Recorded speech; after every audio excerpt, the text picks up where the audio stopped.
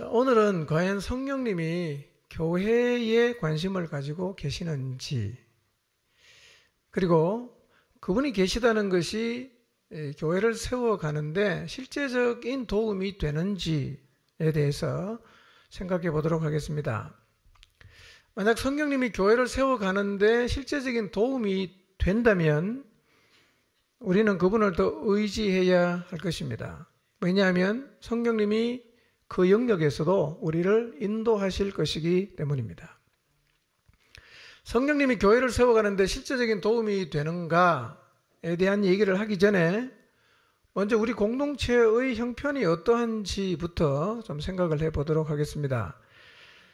포중심 공동체는 70여 개의 작은 교회인 목장이 연합해서 한 몸을 이루고 있습니다. 그래서 우리 교회의 형편은 목장의 형편을 보면 어느 정도 파악할 수 있습니다. 이 시간 각자가 자신이 속한 목장의 형편이 어떠한지를 한번 생각해 보시길 바랍니다. 한참 부흥하고 있습니까? 아니면 형편 무인지경입니까? 여러분의 목장. 물론 목장 간의 편차는 존재를 하는데, 그러나 목장의 전반적인 상태를 보면 포중심의 건강 상태를 어느 정도는 알 수가 있습니다. 그런데 각 목장의 영적인 상태는 목자들의 영적인 상태와 깊은 연관이 있습니다. 이 말은 목장에 목자가 미치는 영향이 매우 크다는 말입니다. 우리 공동체의 목자들은 제가 봐도 좀 특별합니다. 모든 목자들이 사람을 세우고 또 돕는 일에 자신의 인생을 퍼붓고 있기 때문입니다. 목자들의 기질과 성향 그리고 개인적인 차이는 있지만 모든 목자들이 사람을 세우기 위해서 최선의 노력을 하고 있습니다. 구도자들이 영적인 생명을 얻도록 안타까운 마음으로 복음을 전하고 있고, 생명을 얻은 사람은 잘 자라도록 돌봐주고 양육을 하고, 또 모든 목장 식구들이 영적으로 무장을 잘 해서 승리하는 그리스도인으로 살도록 시간을 쪼개어서 섬기고 있습니다. 이런 목자들이 70여 명이 있고, 또 목자를 도와서 영혼을 함께 돌보는 양육인들이 있기에 포중심 공동체가 이 정도라도 건강을 유지하고 있습니다. 그러나 1세기에 존재했던 교회들이 변질되었던 것처럼 지상에 존재하는 모든 교회는 영적인 굴곡이 있을 수 있고, 그래서 변질되거나 침체할 가능성은 늘 가지고 있습니다. 그래서 끊임없이 교회의 상태를 살피는 것은 필요한 일입니다. 지금 우리 공동체의 영적인 상태는 어떨까? 우리 목장의 상태는 어떤가? 변질된 건 아닌가? 침체되어 있는 것은 아닌가? 제가 볼 때는 우리 공동체 안에 영적인 침체기를 보내는 목장들이 보입니다.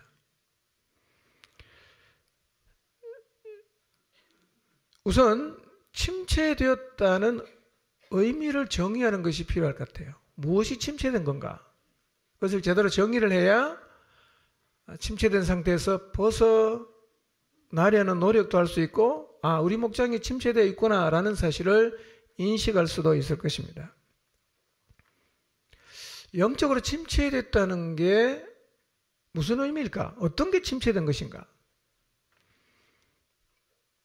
이 정의를 제대로 내리는 것은 매우 중요합니다. 왜냐하면 이 정의를 어떻게 내리느냐에 따라서 이 목장이나 공동체가 오랫동안 침체의 자리에 머물 수도 있고, 또 빨리 그 자리에서 벗어날 수도 있기 때문입니다. 무슨 얘기냐면, 침체하고 있는데도 침체하고 있는 것을 모르고 있으면 빠져나가려고 안 하겠죠. 그러면 그 자리에 더 오랫동안 머물게 되어 있습니다. 그런데 침체된 상태를 빨리 캐치를 하면, 내가 지금 침체됐구나, 우리 변질되고 있구나, 여기서 나가야지. 그렇게 해서 빨리 그 자리를 벗어날 수 있게 된다는 말입니다. 정의를 잘 내리는 게 중요해요. 그런데 침체와 관련해서 몇 가지 오해가 있어요. 첫 번째 오해입니다. 왕성한 활동을 하고 있으면 침체가 아니라는 생각. 틀린 생각입니다.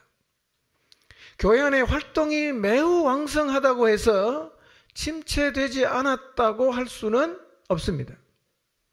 물론 교회 안에서 벌어지는 여러 종류의 행사들이 나쁜 것이 아니고 실제로 공동체를 위해서 해야 하는 일들이 있고 또 꼭 하기도 해야 합니다. 그리고 실제로 행사를 하면 교회가 막 북적거리고 살아있다는 느낌을 가지기도 하지만 이런 행사들을 많이 하고 있기 때문에 교회가 침체되지 않았다고 생각하면 안 됩니다. 왜냐하면 왕성한 활동이 교회의 살아있음을 보장하지 않기 때문입니다. 두 번째 오해가 있습니다. 사람을 만나는 사역을 열심히 하면 침체가 아니라는 생각입니다. 이 생각 역시 오해입니다. 사람을 만나는 사역을 열심히 해도 침체할 수 있습니다. 물론 사람을 세우는 사역을 열심히 하는 건 너무 귀한 일이죠. 우리가 시간을 내서 사람을 만나고 양육해주고 도와주는 일 너무너무 소중한 일입니다. 이런 섬김이 영혼을 자라게 하고 이런 섬김이 한 사람을 참된 그리스도인으로 살아가게 만듭니다. 그래서 교회 안에는 이런 섬김과 헌신이 끊이지 않아야 합니다. 그렇지만 이런 사역을 하고 있음이 교회의 살아있음을 보장하지는 않습니다. 지금 우리 목장이 침체했느냐 아니면 살아있느냐의 기준점은 왕성한 활동이나 사역이라는 행위가 있고 없고에 달려있지 않습니다. 침체냐 살아있느냐 이것을 가늠하는 핵심 기준점이 뭐냐면 복음의 능력이 나타나고 있는가 하나님의 역사가 나타나고 있는가 하는 것입니다. 구체적으로 말씀드리면 지금 나와 우리 목장과 교회에 복음의 능력이 나타나서 사람이 변하고 있고 사람이 새로워지고 있는가 하는 것이 살아있는가 침체되었는가의 갈림길이 되고 기준점이 된다는 말입니다. 만약에 우리가 열심히 사람을 만나고 있고 도우려는 노력을 하고 있는데 하나님 역사가 나타나지 않고 사람이 도무지 변하지 않는다. 그렇다면 우리는 이 상태를 조금은 심각하게 받아들여야 합니다. 왜냐하면 이 상태가 영적인 침체일 가능성이 높기 때문입니다.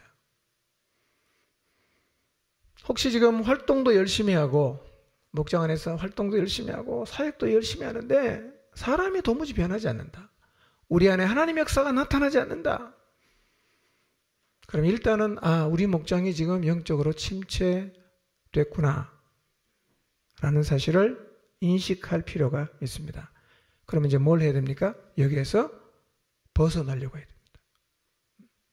근데 왕성한 활동을 하고 있으니까 내가 사람을 열심히 만나고 사역을 하고 있으니까 우리 목장은 아무 문제 없다 라고 생각을 하면 하나님의 역사가 나타나지 않음에도 그것을 침체로 인식을 못하게 되면 계속 그대로 가게 되겠죠. 그러면 침체가 점점 깊어지게 되어 있습니다.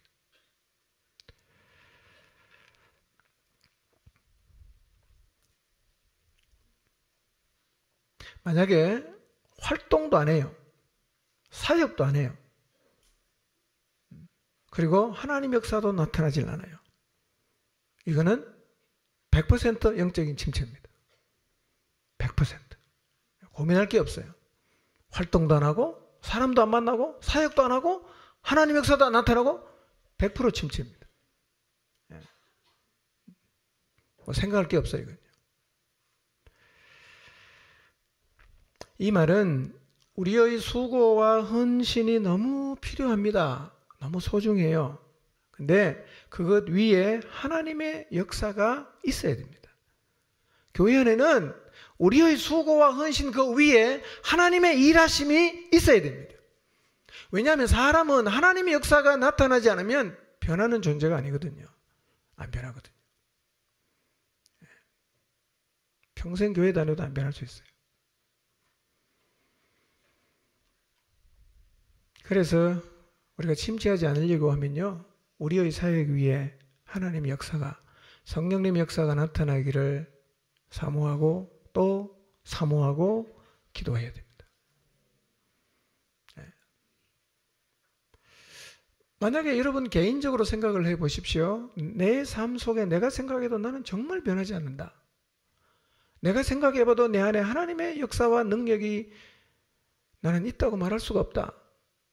그러면 여러분의 영혼이 침체되었다고 빨리 인식을 해야 돼요.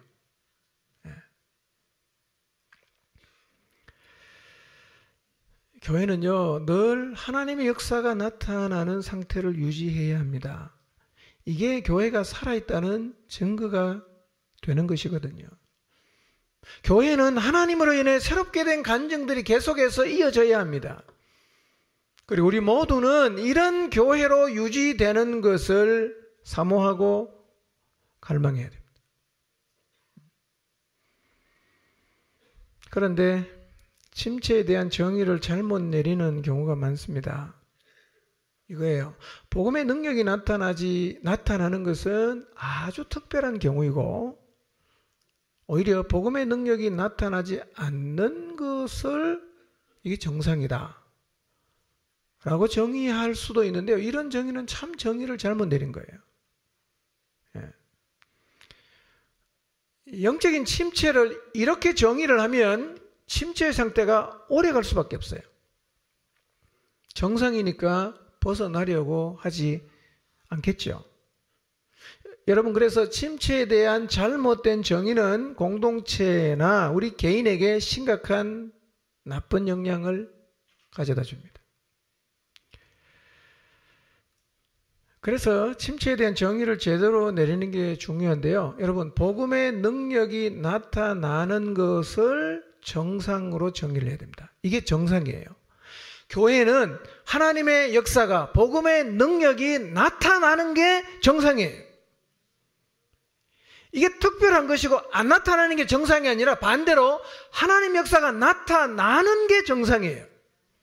여러분 생각해 보세요. 살아있는데 어떻게 아무 일도 일어나지 않을 수가 있겠어요? 만약에 어떤 사람이 살아있는데 아무런 일이 안 일어난다. 왜 그렇겠어요? 병이던 거죠. 아니면 심각한 문제가 생긴 것입니다. 그런 맥락으로 보면 우리가 영적으로 살아있는데 복음의 능력이 나타나지 않는 것은 뭘로 인식해야 됩니까? 영적인 침체로 인식을 해야 됩니다. 아, 이게 침체되어 있구나, 가라앉아 있구나, 이렇게 인식을 해야 된다는 겁니다.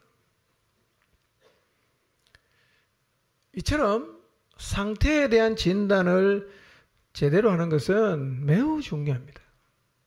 자, 이런 관점으로, 이런 시각으로 여러분과 여러분의 목장을 한번 진단해 보시길 바랍니다. 머릿속에서 30초 동안. 자, 하나님의 역사가 나타나지 않고 복음의 능력이 나타나지 않는 것이 침체라면 우리 목장은 지금 침체한 상태인가? 아니면 살아 역동하는 상태인가? 한번 생각해 보시길 바랍니다.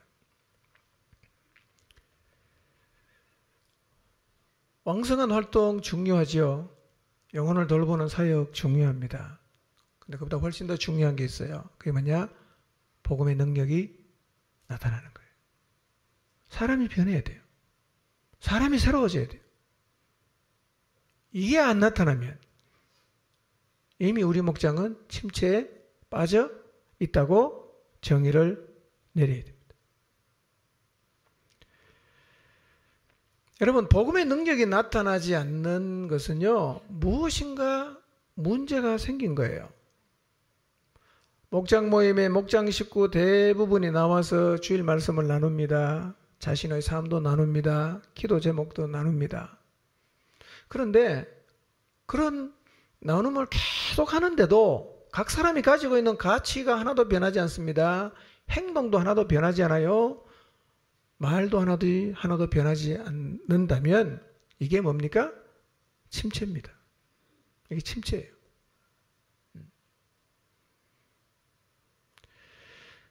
살아있는 목장은 잘 모이고 서로 하나로 연결이 되어서 공동체를 이루어갈 뿐만 아니라 생명을 얻는 일이 일어나야 되고 복음의 능력으로 사람의 삶이 새로워지는 일들이 끊임없이 일어나야 합니다.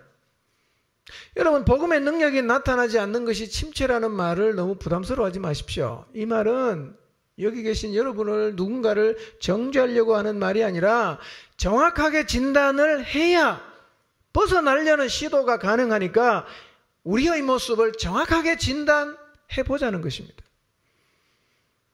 진단만 제대로 하면 우리에게는 성령님이 계시잖아요.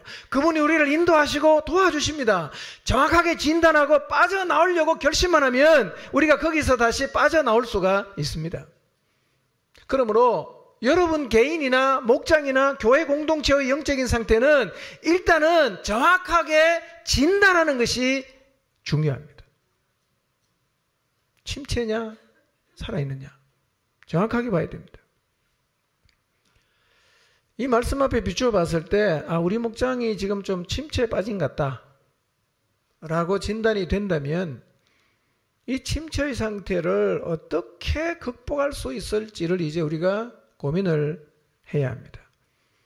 어떻게 하면 복음의 능력이 나타나서 우리 안에 있는 사람이 변화되고 새로워질 수 있겠는지를 성령님에게 물어봐야 됩니다. 그리고 성령께서 우리 목장 안에 그분 자신을 드러내 주시기를 간구해야 합니다. 한두 번 기도하다가 포기하지 마시고 복음의 능력이 나타나서 그 복음의 능력으로 사람이 새로워지는 일을 볼 때까지 여러분이 주님 앞에 나가서 간절한 마음으로 계속 기도하시기를 바랍니다. 주중에 한 통의 전화를 받았어요. 그것은 복음으로 인해 급격하게 삶이 새로워지고 있는 주님과 사랑에 빠진 한 성도의 이야기였습니다. 오랜 시간이 지나도 변하지 않은 영혼들을 생각하면서 성령의 능력으로 이들이 변화됐으면 좋겠다 그렇게 기도하고 있던 터라 그 이야기를 들으면서 너무 감사가 되고 격려가 되었습니다. 이런 마음이 들었어요. 하나님이 지금도 우리 공동체 안에서 여전히 일하시고 계시는구나. 이런 마음이 들었어요. 힘이 났어요. 우리가 포기하지 않고 성령님의 역사를 사모함으로 나간다면 이런 역사가 한 목장뿐만 아니라 우리 공동체 안에 있는 모든 목장에서 풍성하게 나타날 수 있겠다는 희망을 갖게 되었습니다. 그런데 감사한 것은 그래도 이런 감정이 꽤 여러 목장에서 여러 사람의 삶에서 나타나고 있다는 것입니다. 복음으로 인해 과격한 변화가 일어난 지체들의 이야기를 여기저기서 들을 수 있다는 것은 얼마나 감사한 일인지 모릅니다. 그런데 이런 고백은 모든 목장에서 들을 수가 있어야 합니다. 그것이 살아있는 교회의 모습입니다. 만약 우리 안에서 이런 고백과 간증이 사라지거나 정말 가뭄에 콩나듯이 가끔씩 1년에 한 번씩 6개월에 한 번씩 그렇게 듣게 된다면 우리 모두는 공동체가 꽤 깊은 침체에 빠졌다는 사실을 빨리 캐치해야 할 것입니다. 언제라도 하나님의 역사가 멈추면 그것이 곧 침체라는 사실을 잊지 말아야 합니다. 하나님의 역사가 나타나지 않으면 목장 모임에 목장 식구가 다 나와도 침체입니다. 주일 예배에 나와서 말씀을 듣고 목장에서 말씀을 아주 은혜롭게 나누어도 침체입니다.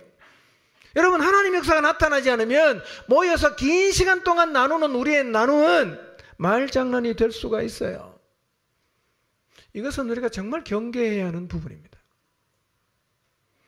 늘 좋은 말을 하고 미사여구는 쓰는데 서로 격려도 하고 권면도 많이 해주는데 나도 변하지 않고 듣는 그도 변하지 않는다면 우리는 이 상태를 심각하게 생각해야 합니다. 왜냐하면 이미 이 상태는 침체의 늪으로 빠져 들어가고 있는 상태이기 때문입니다.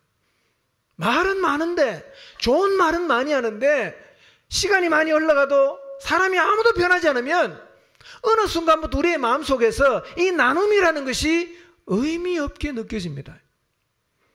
그리고 나눔을 위해서 긴 시간 들이는 게 아까워지기 시작합니다. 우리가 지금 뭐 하는 거지? 이런 나눔이 도대체 무슨 의미가 있단 말인가? 그리고 목장 안에 이런 나눔의 회의를 느끼는 사람이 하나씩 둘씩 생기게 되면 모임을 잘해도 사람들의 마음이 건조해집니다. 그 상태로 계속 가도 사람이 새로워지지 않고 변화되지 않으면 서서히 마음속에서 모임에 오는 것이나 신앙생활 자체에 회의감이 생깁니다. 이런 상태까지 갔다면 그 목장은 허물어지기 직전 상태라고 봐야 됩니다. 거기까지 가면 거의 다 망한 거예요.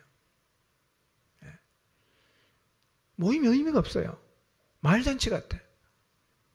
말과 삶이 하나도 일치가 안 돼. 그러면 이제 신앙의 회의가 생기는 거죠. 이거 사실은 우리가 굉장히 경계를 해야 됩니다.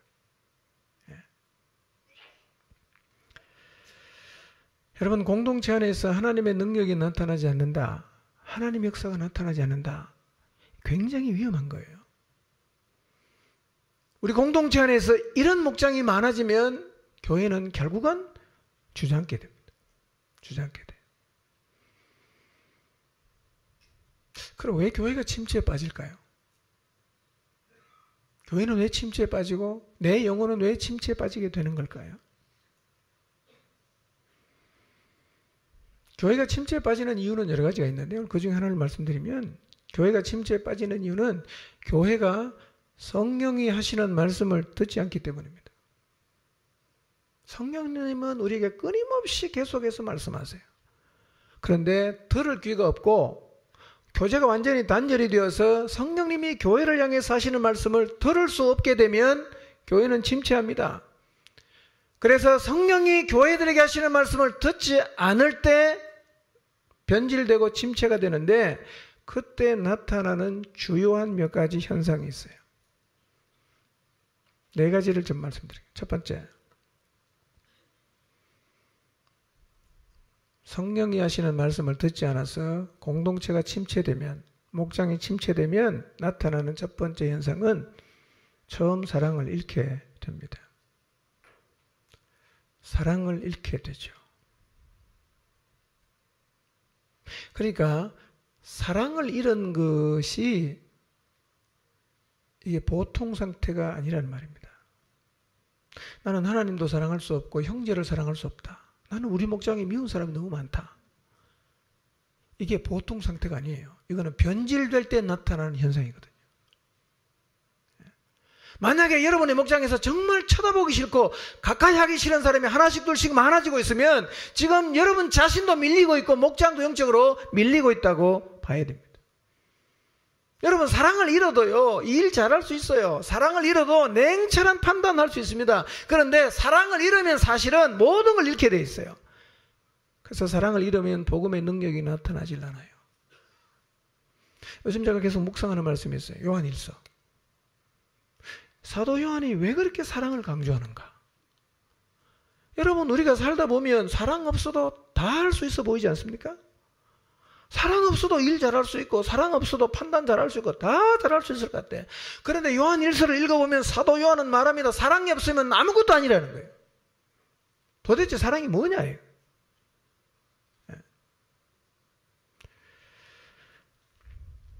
그러니까 이런 얘기입니다.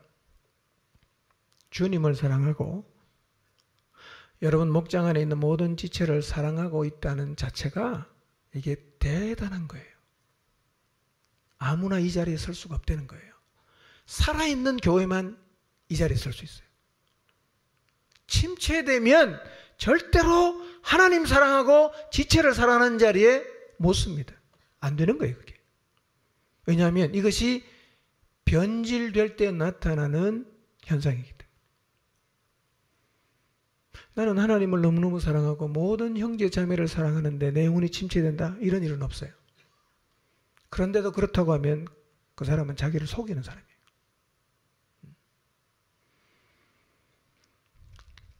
여러분, 그러니까요, 사랑할 수 없다는 게 쉽게 넘길 문제가 아닙니다. 사랑할 수 없다는 거예요. 여러분, 하나님 사랑하십니까? 형제를 사랑하십니까? 자매를 사랑하십니까? 네. 목장 안에 깊이 연결이 되어 더불어 살다 보면요, 사람 사랑이 쉽지 않습니다. 주일 낮 예배만 나오고 목장에 소속 안 된 사람은요, 온 세상을 사랑하는 게 매우 쉽습니다. 그거 말고요, 더불어 연결되어 가까이 지내면서도 서로의 연약함을 다 알고 또 보면서도 받아주고 사랑하는 것, 이런 사랑을 하나님은 우리에게 하라고 하시는 거예요. 하라고 하시는 거예요. 한 발 빼면 사랑이 되기 쉬워요. 근데 더불어 살면 사랑이 쉽지 않습니다. 사랑은 능력이에요. 사랑은 하나님의 은혜입니다. 우리 스스로는요, 할 수가 없는 게, 사랑은 우리한테 원래 없어요. 하나님의 사랑이 내게 부어져야 이 사랑이 흘러가는 거예요. 하나님 사랑하시나요? 형제들 사랑하시나요? 이게 안 되면 여러분 지금 침체되어 있다고 보셔야 됩니다. 두 번째, 교회가 성령이 하시는 말씀을 듣지 않을 때 나타난 현상이 뭐냐? 세상과 타협하게 됩니다. 여러분, 성도는 이 땅에 하나님 말씀에 순종하며 살아가겠다고 결심을 하면 필연적으로 따라오는 게 뭐냐? 고난이에요. 무릇 그리스도 예수 안에서 경건하게 살고자 하는 자는 뭘 받는다? 핍박을 받으리라 그랬어요. 성도는요, 고난을 감수하면서라도 진리의 말씀을 고수를 해야 되는데, 이 고난을 감수할 힘이 없으니까 어떻게 하겠어요? 타협해야 되죠.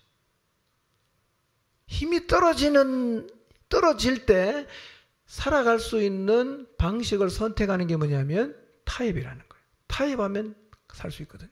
고난 안 받거든요. 그런데 우리가 세상과 타협을 하면요, 이미 능력을 잃었지만 침체 늪에 빠집니다. 어느 교회가 그랬냐? 도아디라 교회가 그랬어요. 도아디라 교회. 여러분, 혹시 지금 세상과 타협하고 있지 않습니까? 이게 변질의 두 번째 현상이에요. 변질되면 세상과 타협하는 거예요. 내가 하나님 말씀대로 순종하며 살겠다는 열망이 있을 때는요, 끊을 거 끊고 정리할 거 정리하고 안 되는 거는 놓으라고 말하잖아. 어느 순간 영적인 힘이 떨어지면요, 놓으라고 말을 못하는 거예요. 그 사람하고 자꾸 타협을 하는 거예요. 이런 모습이 내 안에 있으면 이미 내가 영적으로 침체했다는 사실을 빨리 깨달아야 됩니다. 그럼에도 불구하고 이렇게 살면서도 나는 아무런 문제가 없다고 생각하는 것은 사실은 굉장히 안타까운 일이에요. 세 번째, 성령이 하시는 말씀을 듣지 않을 때 나타나는 세 번째 현상이 뭐냐? 우리의 삶에서 온전함이 없어집니다. 행위가 온전하다는 것은 우리가 살아있다는 가장 확실한 표식입니다. 행위가 온전하다는 것은 내가 지금 살아있다라는 것을 가장 확실하게 표현하는 것입니다. 여러분, 행위를 온전하게 하려고 하면요, 작은 죄도 용납하지 않아야 돼요. 행위를 온전하게 하려고 하면 작은 불순종도 용납하지 않아야 됩니다. 그래서 행위가 온전한 교회에는 놀라운 복음의 능력이 나타나게 되어 있어요. 그런데 4대 교회의 문제가 뭐냐? 4대 교회를 성령님이 뭐라고 말씀하시냐면 너희는 살았다고 하는 이름은 있는데 죽었다, 이렇게 말합니다. 죽었다. 왜 죽었다고 하냐? 4대 교회에는 행위의 온전함이 없었어요. 이 말을 잘 들으셔야 됩니다. 행위가 없다는 말이 아니라 뭐가 없어요? 온전한 행위가 없는 거예요. 이것이 어쩌면 오늘 우리들의 모습일 수가 있어요. 행위가 없는 건 아닌데 온전한 걸 찾아보려니까 하나도 없는 거예요. 이게 변질됐다는 얘기입니다. 이게 침체될 때 나타나는 세 번째 현상이에요. 여러분, 온전한 행위가 없다는 말의 의미가 무엇입니까? 작은 죄를 용납하고 있다는 얘기죠. 작은 불순종을 용납하고 있다는 얘기입니다. 다른 말로 하면 적당해졌다는 것입니다. 이것이 침체된 교회에서 나타나는 세 번째 현상입니다. 그런데요, 적당하게 죄를 용납하면, 적당하게 순종하면 하나님이 버립니다. 이스라엘의 초대왕 사울이 대표적인 예지요. 여러분, 사울이 아말렉과 전쟁하러 갈 때 하나님이 선지자 사무엘을 보내서 이렇게 하라고 일러줬는데 사무엘이 순종을 했나요? 안 했나요? 죄송합니다. 사울이 순종을 했나요? 안 했나요? 예. 우리 안 했다고 말하는데 사실은 95%는 했습니다. 5%안 했어요. 전쟁 나갔잖아요. 다른 거 다 진멸했잖아요. 뭐만 안 했어요? 살찐 소와 양 빼놓고는 다 순종했습니다. 근데 하나님은 사무엘을 보내서 뭐라고 말씀하십니까? 네가 내 말을 순종 안 했다. 사무엘은 했다. 싸우는 겁니다. 안 했다. 했다. 안 했다. 했다. 누구 말이 맞겠어요? 하나님 말씀이 맞지. 무슨 얘기냐? 적당하게 하는 순종은 하나님은 순종으로 안 쳐준다는 얘기입니다. 순종 아니라는 거예요. 그렇기 때문에 온전한 행위가 없는 것 자체가 변질이에요. 이 침체입니다. 그래서 성령님도 그런 4대 교회를 향해서 뭐라고 말합니까? 죽었다. 죽었다. 여러분, 행위에 온전함이 없는 건 죽은 거예요. 저는 사실은 이 말씀 앞에 설 때마다 굉장히 도전이 됩니다. 부끄럽기도 하고. 내 행위가 온전한가? 온전한가? 쉽지 않습니다, 이거요. 자기의 모든 것을 걸지 않으면요, 온전한 행위하기 어렵습니다. 그래서 변질되면 어쩔 수 없이 온전함이 없어지는 거예요. 여러분, 행위에 온전함이 있으십니까?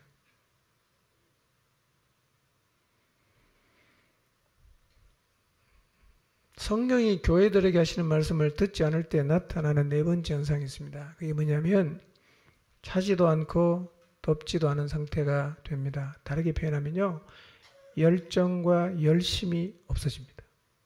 열정과 열심이 없어집니다. 라오디게아 교회의 이야기입니다. 성령님은요, 이 차지도 덥지도 않은 라오디게아를 향해서 뭐라고 말씀하시느냐면 내가 너희를 토하여 내치고 싶다, 이렇게 말씀하셨어요. 하나님은 이 미지근한 모습으로 신앙생활하는 것을 그만큼 힘들어한다. 너무 안타까워하십니다. 그런데 계시록 3장 말씀을 잘 읽어보면 라오디게아 교회에서 나타나는 변질의 현상이 두 가지인데요. 하나는 뭐냐면 열정과 열심을 잃어버린 거예요. 근데 이거보다 더 심각한 게 있습니다. 그게 뭐냐면 열정과 열심을 잃어버린 자기가 아무런 문제가 없다고 주장하는 거예요. 아무런 문제가 없다. 아무 문제 없다. 우리는 부유하다. 너무 잘 먹고 잘 살고 있다. 뭐가 문제냐? 인식이 너무 다른 거죠. 그러다 보니까 주님이 토하여 내치고 싶은 자리까지 가버린 것입니다. 그런데 이 라오디게아 교회의 모습이 우리에게도 있을 수 있어요. 변질되면 이런 현상은 결국은 다 나타나게 되어 있습니다. 가슴에 열정이 있으신가요? 열심히 있으십니까? 변질되면 이게 다 없어집니다. 없어져요. 예. 이 변질이 왜 시작된다고요? 성령님이 하시는 말씀을 못 듣는 거죠. 관계가 끊어지고 주님과의 관계가 단절이 되면 우리의 삶이 이렇게 자꾸자꾸 변해가는데요. 이런 현상이 나타나고 있으면 일단 뭘 인식해야 되느냐? 내가 지금 어떻게 됐다? 침체됐다 라는 사실을 인식을 하고 빨리 여기서 벗어나려는 노력을 시작해야 되는데, 이런 상태를 보면서도 문제 없다라고 인식을 하면 그 상태가 계속하게 되어 있습니다. 이게 심각한 겁니다. 그러니까 우리의 상태에 대한 진단을 정확히 내리는 것은 매우 중요합니다.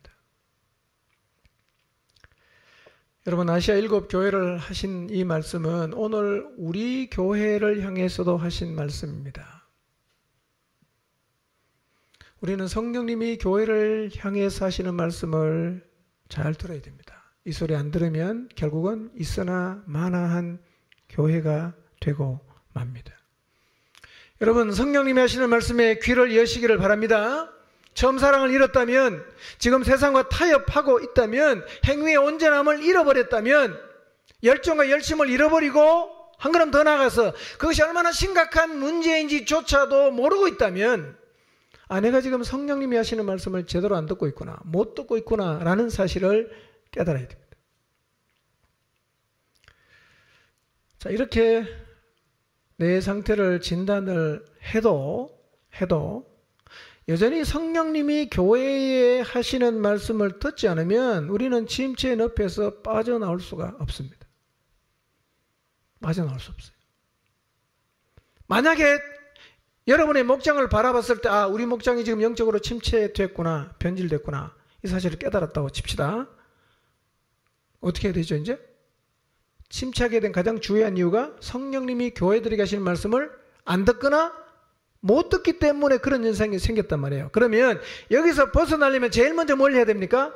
그분하고 다시 관계를 연결해야 됩니다. 이게 연결이 안 되면 어떤 노력을 해도 못 빠져나옵니다.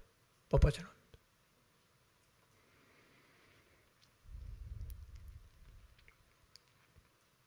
여러분, 그분과 연결되는 게 어렵지 않은 이유가 뭐겠어요? 그분이 우리 안에 계시잖아요. 우리 안에 계시잖아요. 여러분 모두 안에 계시잖아요. 사도행전 2장 3절을 보세요. 불의 혀같이 갈라지는 게 있다가 어디에 내려갔어요? 각 사람 위에 내려갔잖아요. 각 사람 위에. 여러분 예수님 믿을 때 다 누굴 여러분의 마음속에 모셨습니까? 성령님을 다 모셨잖아요. 여러분의 가이드가 되어주시고 가르쳐 주시고 생각나게 하시고 늘 여러분을 인도하신단 말이에요. 그분이 우리 안에 계세요. 제 안에 되어 있고 여러분 안에도 언제나 계십니다. 이걸 잊지 마시기를 바랍니다. 여러분 성령님이 우리 안에 계신다는 것은 이런 의미입니다. 좀 쉽게 설명하면 한 사람이 생전 처음으로 미국으로 여행을 가게 됐어요. 미국을 가본 적이 없고 영어도 잘 못하니까 가긴 가는데 마음에 여간 부담이 되는 것이 아니었어요. 그런데 이 사실을 안 친한 친구가 미국에 이민 간 지 30년 되는 여행 전문가가 자기 친척인데 그 사람에게 자신의 이번 여행을 잘 안내하도록 부탁을 해 두었다는 얘기를 들었어요. 자, 미국 여행을 도와줄 가이드를 약속받긴 했지만 그 사람이 진짜 나올지 불안한 마음을 지울 수가 없어요. 계획한 날이 되어서 미국에 가게 됐습니다. 미국의 한 공항에 도착해서 입국 수속을 합니다. 마음 한켠이 자꾸 불안해요. 과연 이 가이드가 나왔을까? 나왔다면 내가 그 사람 어떻게 알아보지? 그런 불안한 마음을 가지고 입국 수속을 끝내고 공항 대합실로 나가는데요. 바로 그 문 앞에서 한 사람이 자기 이름을 적은 피켓을 들고 기다리는 거예요. 너무 반가워서 그 사람에게 다가갔어요. 그랬더니 그 사람이 자기 친구 이름을 대면서 자신이 그 친구 삼촌인데 이번 여행을 책임지고 도와주겠다. 그렇게 이야기를 했습니다. 얼마나 반가웠겠어요. 여행을 다녀오신 분은 그것이 얼마나 반가운 일인지를 이해하실 거예요. 성령님이 오셨다는 것이 그런 의미입니다. 성령님이 우리 안에 계시면서 우리를 인도하시기 때문에 예수님을 믿고 나서 이제 내가 어떻게 이 세상에서 하나님의 자녀로 살아갈 수 있을까 고민할 필요가 없다는 거예요.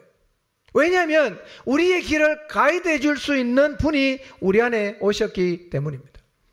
우리가 걷는 길은 사실은 소수의 사람만이 걷는 좁은 길입니다. 그런데 우리는 이 길을 혼자 가질 않아요. 우리를 가이드해 주기 위해서 오신 성령님과 우리는 함께 갑니다. 그분은 우리가 하나님 나라에 갈 때까지 우리의 인생을 책임지시고 인도하십니다.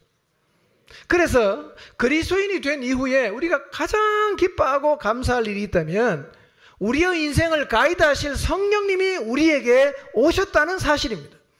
그분이 오셨다는 사실을 우리는 기뻐해야 됩니다. 그분을 보내주셨다는 사실을 우리가 감사해야 됩니다. 이 사실을 늘 기억하십시오. 성령님이 오셨다. 대단한 일이에요. 우리 안에 계세요. 여러분의 인생 책임지고 인도합니다. 걱정하지 마세요. 뭐만 하면 돼요? 그분하고 교제만 잘하세요. 대화만 좀 많이 나누세요. 그분 얘기 듣는데 시간만 좀 투자를 하십시오. 그러면 아무 문제 없습니다.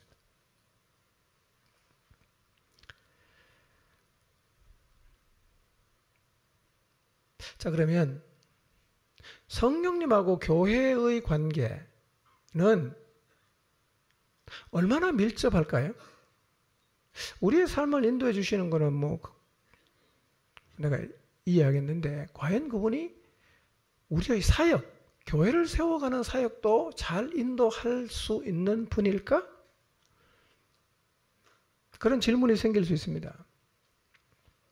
근데 앞에서 살펴봤던 것처럼요, 성령님은 교회를 잘 아시는 분이에요.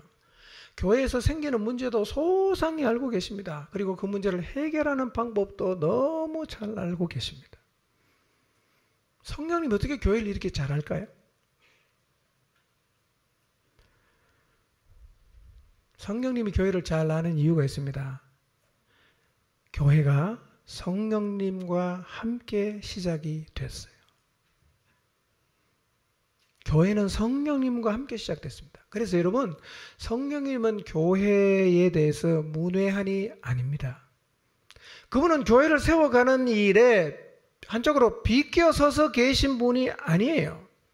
그분은 교회와는 별로 상관이 없는데 누구의 부탁을 받아갖고 자신의 전공 분야가 아닌 일을 잠깐 도와주고 있는 것도 아니에요. 교회는요, 그분이 오셔야만 시작이 될 수 있는 거였습니다. 그러니까 교회의 시작에 함께 하신 분이 누굽니까? 성령님이에요. 그분은 교회를 세우신 분입니다. 그분은 교회를 너무너무 잘 알아요. 그러니 교회를 세우는 사역도요, 그분이 충분히 가이드할 수가 있습니다. 완벽하게 가이드할 수 있어요. 여러분, 사역을 어떻게 해야 되나, 목장을 어떻게 세워야 되나 걱정할 필요가 없습니다. 그분과 깊이 교제해 보십시오. 그분은 교회를 세우는 전문가이기 때문에 여러분이 어떻게 이 공동체를 세워가야 할지에 대해서 소상하게 여러분이 정말 한 번도 생각해 보지 못한 방법도 다 가르쳐 주십니다.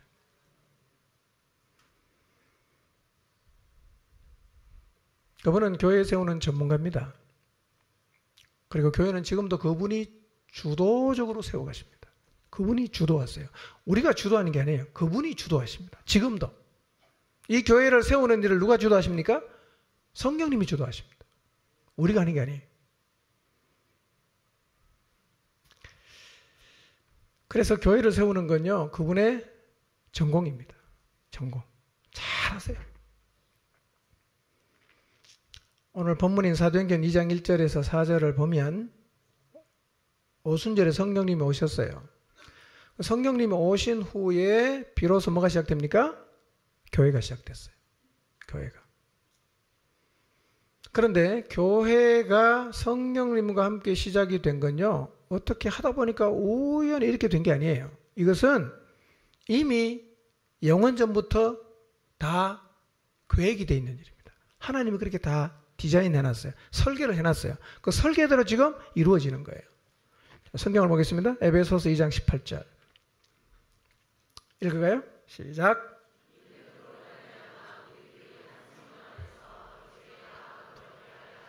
네, 그 위에부터 읽어보면요, 하나님이 영원 전부터 계획하신 교회는 결코 하나 될 수 없고 간격을 좁힐 수가 없었던 유대인과 이방인을 하나가 되게 하는 것입니다. 어디가요? 교회가. 교회는 태생적으로 뭐가 없어야 됩니까? 차별이 없어야 됩니다. 이게 교회입니다. 교회는 태생적으로 차별이 없는 것입니다. 유대인과 이방인의 간격은 도저히 좁힐 수 없는데 창세전부터 교회는 어떻게 디자인되느냐? 이 둘이 하나가 되게 하는 것이 뭐예요? 교회입니다. 그런데 유대인과 이방인이 하나가 어떻게 가능했냐? 예수 그리스도의 십자가를 통해서 가능해졌어요. 그런데 십자가로 한 몸이 된 유대인과 이방인이 이제 아버지께로 나가는데 누구랑 나갑니까? 성령 안에서 나가는 거예요. 쉽게 말하면 이거예요. 교회는 성령이 오셔야만 시작이 되도록 처음부터 계획이 되어 있단 말이에요. 교회는 누가 와야 돼요? 성령님이 오셔야만 교회가 시작되는 겁니다. 그러니까 성령님이 무슨 전문가입니까? 교회를 세워가는 전문가입니다. 전문가. 네. 그분은 누구보다도 교회를 어떻게 세워가야 될지를 소상히 다 알고 계십니다. 그러니까 여러분, 목장을 어떻게 세워가야 되느냐, 목자들 걱정할 필요가 없습니다. 성령님과 깊이 교제하면요, 그분이 다 가르쳐 줍니다. 여러분, 이 말을 추상적으로 듣지 마십시오. 제가 목회를 해오면서요, 이 교회를 어떻게 끌고 갈 것이냐, 저는 기도하면서 주님이 주신 마음을 따라 지금까지 왔어요. 근데 돌아보니까요, 그분이 주시는 마음을 따라 왔을 때 잘못된 적이 없었어요. 똑같습니다. 여러분이 목장을 세워가는 건 역시 주님 앞에 가서 깊이 있게 기도하고 그분과 교제를 하면 그분이 여러분 안에 가르쳐주기도 하고 생각나기도 하셔서 그 목장을 세워갈 수 있게 하시는데요, 순종해 가보세요. 살아있는 목장을 여러분이 만들어갈 수 있습니다. 아멘? 가능해요. 교회는 지나간 세대에는 사람에게도 천사들에게도 비밀이었어요. 에베소서 3장 9절 10절을 보겠습니다. 읽습니다. 시작. 영원부터 만물을 창조하신 하나님 속에 감추어졌던 교회로 말미암아 하늘에 있는 통치자들과 권세들에게 하나님의 각종 지혜를 알게 하려 하심이니. 교회는 하늘에 있는 통치자들과 권세들에게 하나님의 각종 지혜를 알게 합니다. 말이 어렵습니까? 교회는요, 하늘에 있는 통치자와 권세, 쉽게 설명하면 천사들에게 하나님의 지혜를 알려줍니다. 누가? 교회가. 그러니까 교회가 지금 알고 있는 비밀을 누가 모른다고요? 하늘에 있는 천사가 몰라요. 그리고 이전 세대 사람은 아무도 모릅니다. 우리는 알아요. 어떻게 알아요? 기록된 말씀을 읽어서 아는 거예요. 계시를 받아 아는 게 아니라 읽어서 압니다. 자, 스콧이라는 학자는 하나님의 지혜, 교회가 하늘에 있는 천사들에게 알려준 하나님의 지혜가 뭔가? 거기에 대해서 이렇게 설명합니다. 하나님을 대적하는 세력은 하나님의 역사를 좌절시키기 위해서 그리스도에 대항해서 음모를 꾸미고 그리스도를 십자가에 못 박아 죽였고, 그리스도가 십자가에서 처형되었을 때 그들은 자신들이 성공했다고 믿었습니다. 하지만 그들은 자기 자신도 모르는 사이에 그들이 단지 하나님의 손에 들린 도구로 사용되었습니다. 그리스도의 죽음은 하나님이 자신의 계획을 성취하기 위해 고안하신 수단이었습니다. 그래서 그리스도가 십자가에서 죽었을 때 하나님을 대적하는 세력이 잠깐 승리한 것처럼 보였지만 곧 그들은 자신들이 전혀 꿈도 꾸지 못한 하나님의 지혜를 알게 되는데, 그게 뭐냐면 그리스도의 죽음의 결과로 교회가 세워지고 그 교회를 통해서 그들 자신이 하나님의 감추어진 목적을 이루는 도구가 되었다는 사실을 알게 되었다는 거예요. 그러니까 그리스도의 죽음과 교회가 시작이 되는 것은 영원부터 하나님 속에 감추어졌던 뭐였다? 비밀이었어요. 비밀. 그러니까 예수 그리스도의 십자가의 죽음을 통해서 교회가 탄생되고 세상 만민을 담을 수 있는 하나님의 도구가 탄생이 되고 하나님을 떠나간 사람들이 구원을 얻을 수 있는 일이 벌어지는 것은 이전 세대 사람도 몰랐고 그 다음에 하늘에 있는 천사도 몰랐어요. 아무도 몰랐어요. 근데 이제 이 사실을 통해서, 이 사실을 깨달은 교회를 통해서 누가 이제 그걸로 알게 됩니까? 하늘에 있는 천사도 아하, 저것이 정말 놀라운 하나님의 지혜구나 라는 사실을 깨닫게 되었다는 거예요. 그래서 하나님은 온 세상에 하나님의 각종 지혜를 알게 하는 교회를 세우시고 그 교회의 머리로 누굴 세웠냐면 예수님을 세웠어요. 자, 에베소 1장 22절입니다. 읽겠습니다. 시작.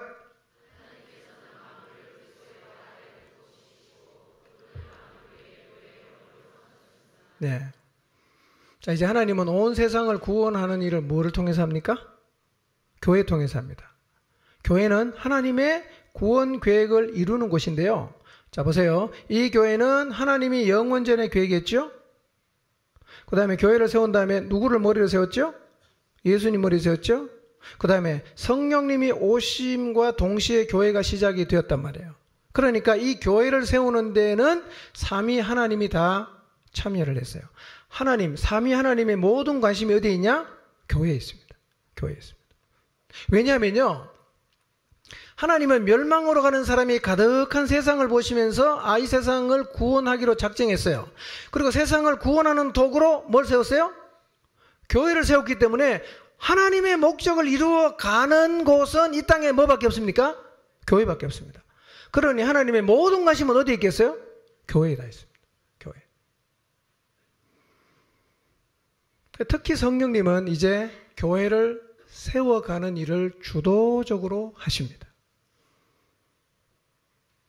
지난주인가 그 지난주 말씀, 땅끝까지 복음 전하는 일을 누가 주도했어요? 성령님이 주도했잖아. 빌립을 보내고 다 이거 누가 했습니까? 안디옥 교회를 통해서 파송하고 아시아에서 유럽으로 가게 만들고 다 누가 했어요? 다 성령님이 하셨어요. 그러니까 땅끝까지 복음 전하는 일을 성령님이 주도하셨고, 뿐만 아니라 성령님이 하시는 일이 뭐냐면 교회를 계속 살핍니다. 우리 교회도 계속 살펴요. 그래서 때로는 기도하면 성령님이 탄식합니다. 야, 얘네들아, 그게 아니고 이건데 너 왜 딴 데 정신 팔고 있냐? 탄식하시는 겁니다. 계시록 2장 7절을 볼까요? 그래서 교회를 살피는 성령님이 교회를 향해서 계속해서 말씀하시는 거예요. 자, 읽겠습니다. 시작.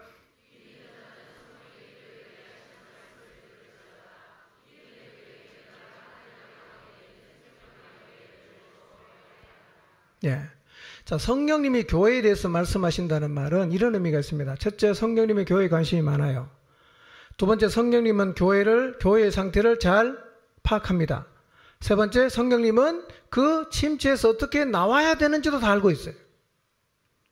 그럼 이분이 어디 계십니까? 우리 안에 계신단 말이에요. 놀랍지 않습니까? 그러니 이제 우리는 교회를 세워가는 일 때문에 머리 빠지게 고민할 필요는 없어요. 더 많이 기도하고 그분과 교제를 하면 그분이 우리에게 다 가르쳐 줍니다. 아멘입니까? 아멘입니다. 예. 그래서 성령님은요, 교회가 침체되어 있다는 것도 잘 알아요. 그리고 그 침체된 상태에서 교회를 세워가는 길도 잘 압니다. 그래서 교회가 침체에서 벗어나려고 하면 누구 인도를 받아야 됩니까? 성령님의 인도를 받아야 됩니다. 그분의 인도를 받으면 반드시 침체의 늪에서 빠져나오게 될 것이고, 그분의 인도에 순종하면 우리 목장 안에서도 사람이 변화되고 새로워지는 역사를 반드시 보게 됩니다. 아멘? 이제 우리가 성령님을 구해야 합니다. 사실 성령님은 지금까지도 우리에게 계속해서 말씀하셨어요. 다만 우리가 듣지 않았거나 듣지 못했을 뿐입니다. 이제 다시 우리는 그분이 말씀하실 때 들을 수 있도록 귀를 열어서 그분에게 집중해야 합니다. 침체에서 빠져나올 수 있는 길 있습니다. 누가 하냐? 우리 안에 계신 성령님이 하십니다. 그렇기 때문에 침체에서 빠져나오려고 하면 우리가 지금 이 자리에서 해야 되는 가장 중요한 일이 뭐냐면 그분과 더 깊이 교제하는 일입니다. 여러분, 성령님과 더 깊이 교제하시기를 바랍니다. 여러분, 그분과 교제하는 일을 제외하고는 침체에 빠져 있는 교회를 살릴 방법은 없습니다. 이런 우리가 기도하는 시간이 아깝다고 생각하거나 우두커니 앉아서 시간을 보내는 기도가 의미 없다고 생각하는 한, 그리고 이런저런 이유로 그분과 교제하는 것을 2순위, 3순위, 4순위로 미루는 한 침체에서 빠져나오지 못하게 될 것입니다. 1순위로 올라가야 됩니다. 1순위로. 기도하는 시간이 아깝다고 생각되면 내가 지금 뭔가 문제가 있는 거예요. 기도하는 게 의미가 없다고 생각하고 있다면 내가 지금 속고 있는 것입니다. 기도하는 이 시간이, 주님과 교제하는 시간이 2순위, 3순위, 4순위로 밀려 있다면 지금 내가 성령님이 하시는 말씀을 듣지 못하고 있을 가능성이 높아요. 그렇게 가면 침체에서 절대로 빠져나올 수가 없습니다. 우리 안에서 다시 하나님의 역사가 나타날 수 있도록 여러분 안에 계신 성령님을 신뢰하십시오. 그리고 그분과 더 깊이 교제하는 일에 전념하시기를 바랍니다. 그분은요, 여러분의 목장 잘 아십니다. 그분은요, 우리 공동체의 영적인 형편이 어떤지 너무너무 잘 아십니다. 이런 교회를 다시 살리기를 원하시고 살아나는 길을 아시는 그 성령님에게 우리 모두가 귀를 기울이고 그분이 어떤 말씀을 하시든지 간에 순종함으로 여러분의 목장이 살아나고 교회가 다시 살아나는 성령의 은혜를 경험하시기를 주님의 이름으로 축복합니다. 기도하겠습니다.